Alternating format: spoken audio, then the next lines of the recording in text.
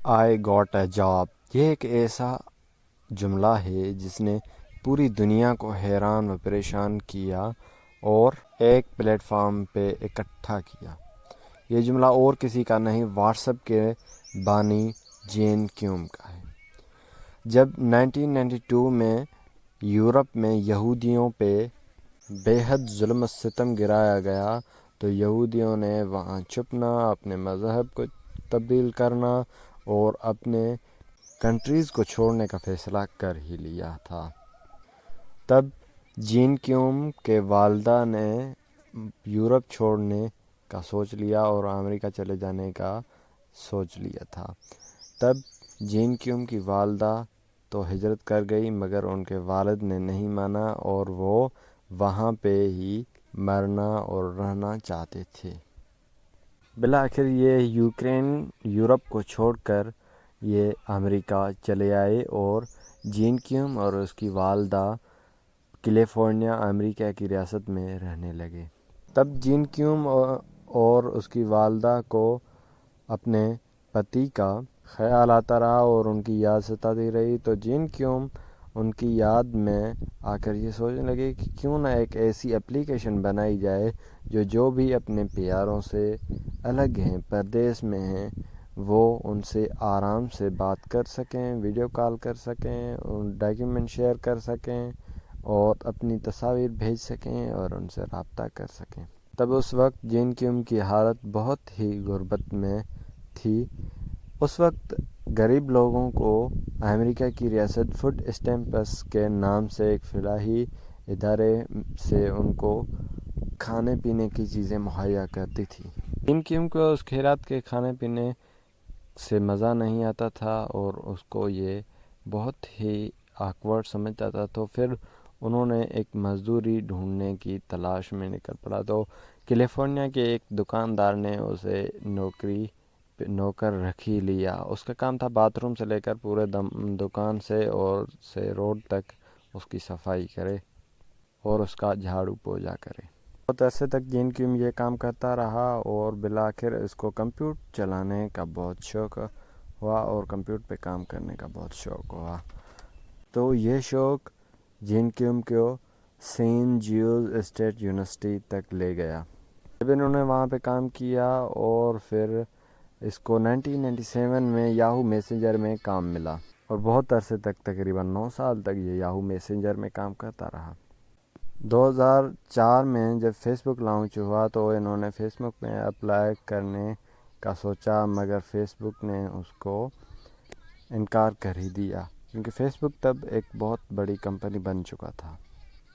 پھر اس نے اور 2 سال یاہو میسنجر پہ کام کرتا رہا، لیکن اس کو آئی فون خریدنے کا بہت شوق ہوا کیونکہ یہ کمپیوٹر جانتا تھا اور سافٹ ویئر میں کام کرنا جاتا تھا اور ان کو میڈیا سلیکان ویلی کا پتہ تھا، مگر اس کی غربت نے اسے آئی فون خریدنے کی اجازت نہیں دی۔ اور بالآخر جب یہ یاہو میسنجر میں کام کرتا تھا تو وہاں اپنی سیلری سے کچھ پیسے آئی فون کے لیے بھی اکٹھا کرتا تھا اپنے خوابوں کو سہرنے کے لیے، مگر بالآخر انہوں نے آئی فون خرید کر ہی ڈالا۔ مگر جب انہوں نے آئی فون خریدا تو وہ آئی فون ان کے لیے بہت ہی قیمتی ثابت ہوئی۔ جب جین کیوم نے آئی فون خرید ڈالی تو ان کو وہ بچپن کی یادیں اور ان کا شوق اور ان کا تجربہ ان کو کہاں ایسے ہی چھوڑے گا۔ تو جب آئی فون انہوں نے خرید ڈالا تو انہوں نے ایک ایسی اپلیکیشن پہ کام کرنے شروع کر دیا جس پہ تصاویر، میسیجز، ویڈیو کالز اور ڈاکیومنٹس وغیرہ ٹرانسفر کرنے کا آسان طریقہ ہو۔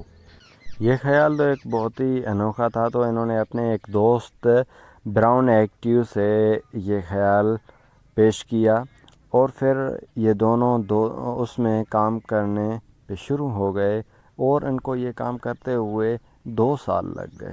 بالآخر یہ طلسماتی اپلیکیشن بنانے میں کامیاب ہو گئے اور فروری 2009 میں انہوں نے واٹس ایپ نامی ایک اپلیکیشن ایجاد کی۔ جب وہ اپلیکیشن ایجاد کی تو وہ اتنی مقبول ہو گئی کہ اس کو ہر میڈیا استعمال کرنے والا شخص اس کو استعمال کرنا شروع ہو گیا، کیونکہ یہ سب کسی کی مجبوری تھی اور وہ ان سے فائدہ اٹھاتے رہے، اور اس وجہ سے یہ اپلیکیشن بہت کامیاب ہو گئی اور جین کیوم کو بھی ڈوبتی کشتی سے نکال کر بہت ہی اوپر لے آئی۔